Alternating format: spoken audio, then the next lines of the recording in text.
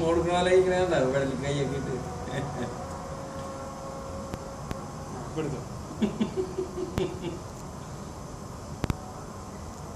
Photo എടുത്ത് കാണില്ല, video വേണം. പ്രസവിക്കുന്ന തലേദിവസം വരെ നോക്കാനായില്ല. കുട്ടികളൊക്കെ അവിടെ ഉണ്ടോ ചെടികളോ?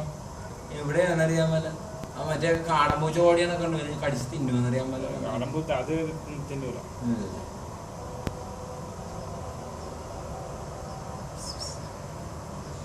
ഇരിക്കട്ടെ, എടുത്തിങ്ങ